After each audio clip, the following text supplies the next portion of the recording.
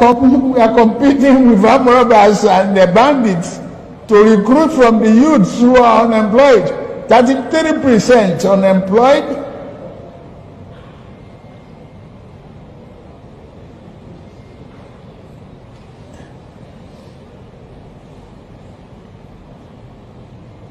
Recruit 50 million youths into the army and take away from their recruitment source. What they will eat? Cassava, àgbàdo, corn in the morning, yam in the afternoon. It's growing here. You create demand and consumption.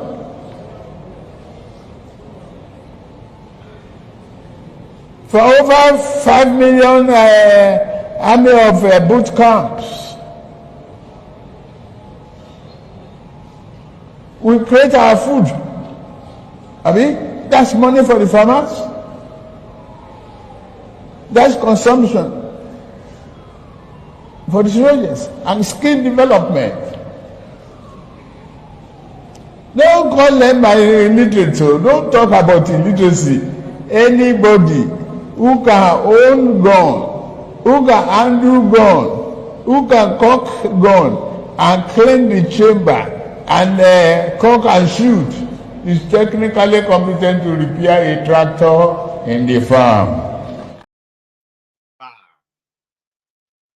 And that is why today, Koolu, that is currently on holiday in Lagos, yes, Salah holiday.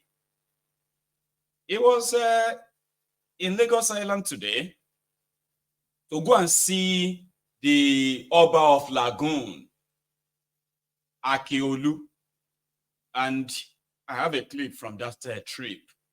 Koolu today on his way to go and see the Oba of the Lagoon, Koolu. Here, earlier though, yeah, that was I think that was around 9-10 or so this morning. Koolu.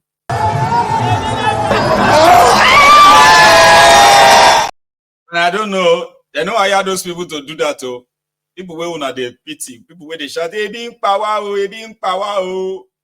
Chai. Look at them.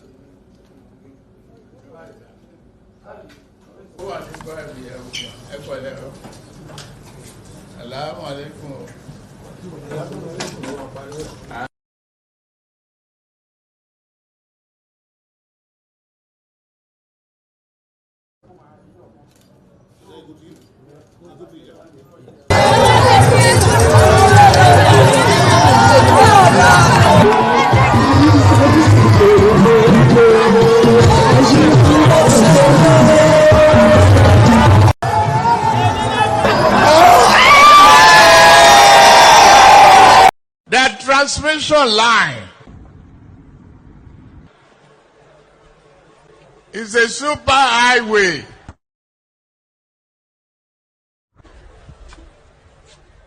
for generated electricity and power. They could not even make a down payment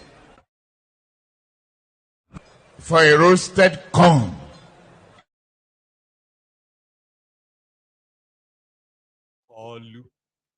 And I think it was after that visit, man, he headed straight to the airport on his way to South Africa because he has been invited to attend Rhamaphosa's inauguration in South Africa.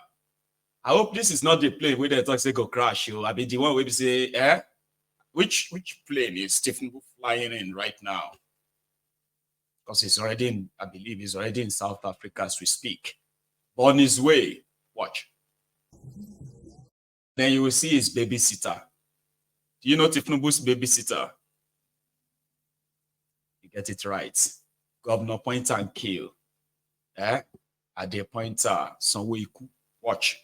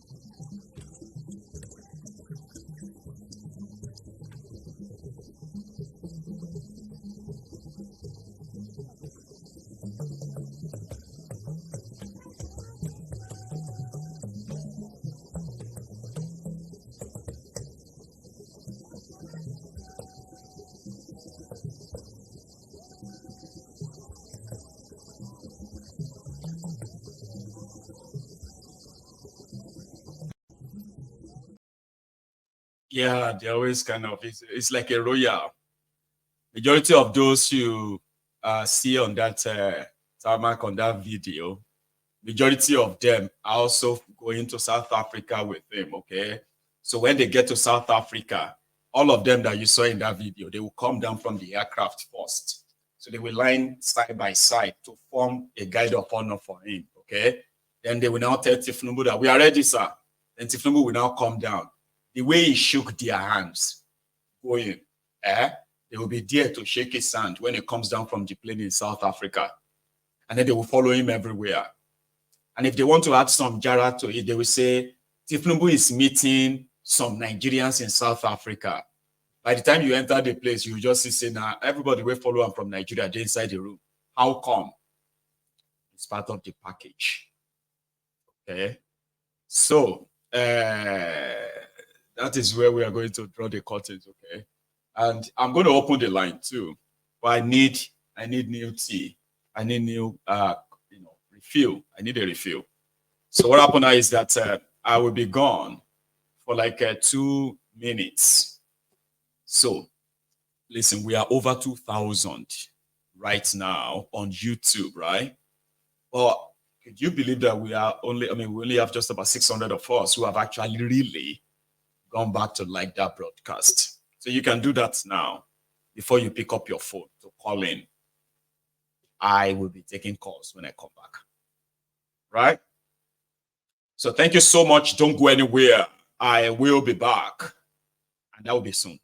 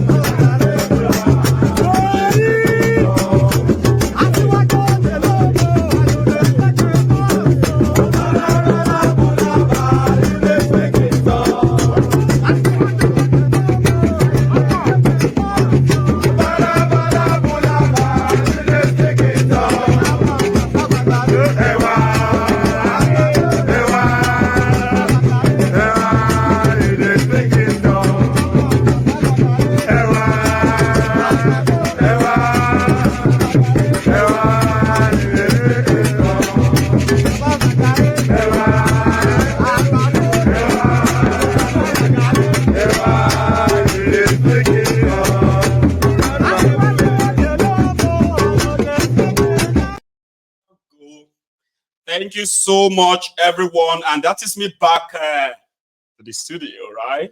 And I do have a caller. Hello there. Hello, Mr. Maigun. Yeah, this is Olda. Yeah, talking from Leeds. That's say that again. Olda from Leeds. Olda You from know, Leeds. you remember? Yeah, I call you all the time. Yeah. I know. How are you? Yeah. Yeah, I'm fine. I'm fine. I'm fine. It's been a long night. Yeah, it's been well. I don't know if it has been a long night for you, but for me, it has been a long day because it has been pouring down today. Yeah. Well, you've got something to kind of chill with tonight if you came in early. Oh yeah. Actually, I should have called you for in your 2 or 3 days back now, but I've just been missing back. And then I heard when you said, that your wife is not feeling well and all that like that. So I'm sorry. How is she now? I hope she's putting it together. She's feeling better. Yeah. Oh, okay. Thank you. Okay. Well, each time each time I see Mr. Tinubu, it's not that, I don't hate people, you see, but I just feel like this guy is not meant to be in this, and then he just forced himself to the people who did not vote for him, right? And then go on carrying on as if everything is all fine, and then people chanting, hailing him. Just this last clip that we just showed as well, yeah, and then he is even feeling like, like wow, untouchable as he was walking, like kind of. But anyway, yeah.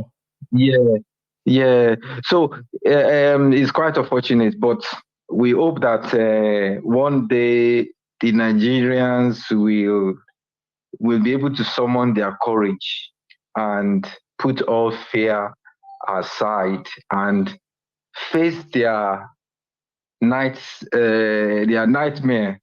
No, they should only face their fear. I think it is. They said that if you reject fear, right, your oppressors will be scared. But to reject fear is something so big. It takes audacity, and we need that number to be able to achieve that.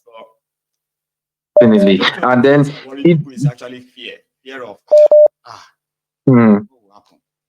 Yes, and then like the one lady once said about 2 days ago, saying that the Nigerian elite, that of course that they are profiting, that they are the one winning out of all this, because of course one can understand that, because all immediately this Mr. Tinubu said subsidy is gone.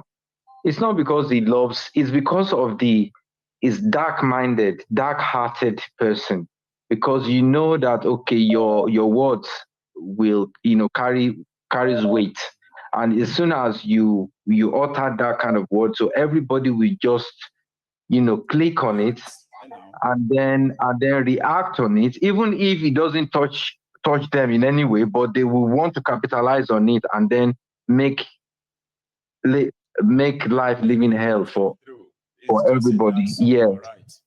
And then it is a paying back, because he knows that Nigerians, they don't want him. And of course, this guy have spent so much money, the Lagos money, to buy himself, to get himself to that office. So it's just so annoying how the way and manner is going about it to get his to scoop his money back, kind of, because it's transactional for them. It's transactional. They don't have love for ordinary Nigerians, the artisans, the middle class, people who are working hard, to earn something. Imagine, prices are inflating, prices are going up every day, and then the wages and whatever it is called, wage or salary, is not increasing like that.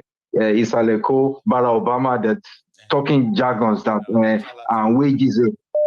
Who want you to define wage and and salary. Nobody wants all this English from you guys. Action is what we need. Too much talk, less action. What is all that about? I know. You see, so we don't want all this, yeah. But anyway, I don't have much to say today, but you've said I know that I know. let's just, we should just continue in this, this way. I know one day something will, will happen, and we drive all of them. They will start running.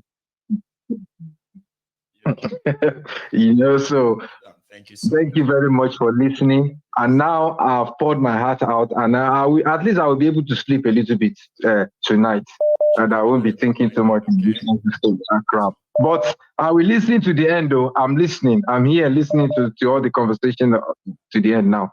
So much, and I wish Agbeke a very quick recovery. Yeah, and then we talk some other time. You have a nice one, okay? God bless you. So that's all the complete. Yes.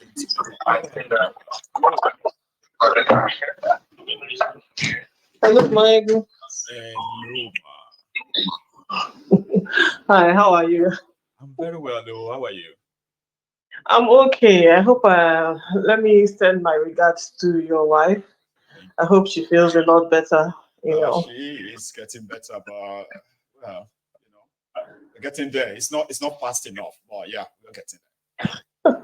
You don't rush these things. Just let it take its time, and just, as long as she's whole at the end of the day, don't rush it. She'll be very fine. I believe. Thank you so much. So here we are. Usual. I know. I've been listening to your talk this past few days, just listening, contemplating, thinking about all the things that you're saying, all the revelations that keep coming up and things like that. With regards to today's talk, I wonder if the things that happened in Rivers State was actually aired on any Nigerian media. Do you know? I don't think it was taken anyway serious. It was just, just like a news flash, kind of. Oh, so no in-depth news regarding the things that no real coverage about the things that happened in Rivers State. Well, I think we've already belabored that point about all the things that have been captured in Nigeria, and I think the media is one of them, because I think that if the things that happened in Rivers State had full coverage, and every Nigerian or everybody that occupies that space saw what the Riverine people did, yes, then I feel that they'll be emboldened. A lot of people who feel like, oh, they're going to kill us. I'm not saying that people won't die. Let's just face it. Lives will be lost. But, whilst we think, okay, lives will be lost, or let it not be my own life. But are you living exactly? Is this the version of living that you want to live? This one under Tinubu's government? Are you living? Are you alive? Are you thriving? You're just existing in a space, only to die off one day and have a life that nobody will remember, because we have leaders, or we have rulers who are inept, lacking in any kind of moral, no morality within them, nothing, no good conscience, nothing. We just have criminals, for leaders. So if people are afraid, I just wish that, that there was a full coverage of the things that happened in Rivers State, because I think that will encourage people, that will embolden people to know that, okay, don't be afraid of the police. Yes, they will shoot people, but not everybody will die. And once you get a hold of them, they will be powerless at the end of the day, And overrun them. Yeah, exactly. You can. By the end of and the I think day, that, so I think it's for people to understand that you can overrun them. They themselves are hungry. They themselves are tired. It's not like they have separate places according to Obi, where this is for police, so we'll sell them bread for £1. No, that's not happening. Even they are suffering under the weight of what is going on in this country. So, let's not be afraid. I just wish, but like you said now, there's no real full coverage, so people don't really know. Except, of course, if a lot of people are on social media, they're seeing everything that's going on in Rivers State, and they feel like, okay, we can actually do this. we can actually fight for our rights finally. You see hopefully. How the entire place got so empty, right? And most of these guys were actually on the run when the ocean Exactly. today. It just, I wish we can all gather in that place where these senators are, because you have the ones here that are in Lagos, you have the one in all the individual states, then you have the real seat of criminality that is in Abuja, and that's where we need to just go and descend and just bring that whole place down and chase everybody away from there, And people who are still waiting for 2027, please let them understand that unless we get this criminal, this cancer away from us before 2027, they should forget about it. Just forget it. Just forget about it. And there's something that's been on my mind I wanted to share, especially regarding this new regional government and the way they want to split the states and everything. This is what they call it, fruits from a poison tree. No Igbo, the Igbos have never benefited from any of this regional, dissection and dividing that they've been doing. And I think if there's anybody that is asleep, please wake up, because they told us that the war is over. But Maego, is it not clear that the war is still on? That we're still fighting a war. The war never ended. I think all they have been trying to do is to strategize on how to neutralize any voice that comes from that region that will say, oh, we want to be emancipated, we want to be free. Now, these states that they say they want to create, they want to carve out more states. What about the other states that have been carved out into places like Kogi? What about bringing them back into the Biafra land, not just leaving them to be ungoverned? Do you understand what I mean? Nobody is talking about that. And even from my own understanding, it seems like there are some places that have a high volume of natural gas that they want to carve into South as well. And we're all folding our arms. My people, let us wake up. These people are not for us. Let us not talk about IMF and World Bank and the rest. Is now we're understanding what they've been doing in Nigeria. They've been doing it even during military. So you can know what all of these people who so-called, we want all the countries to have some form of democracy and all of that. They were still working with the military governments. They were still working hand in hand to destroy the country, and they were doing it successfully. It's only that for some reason in Tinubu's time and Buhari's time, it has become very apparent that they are not here to lift us up out of any kind of poverty. No, their interest is actually to impoverish the continent, make it poor, and I don't really understand for what reason. Because if you think it's because they want to destroy their farms, destroy their agriculture, destroy their farms, their mineral resources, steal them, destroy the environment, destroy the area.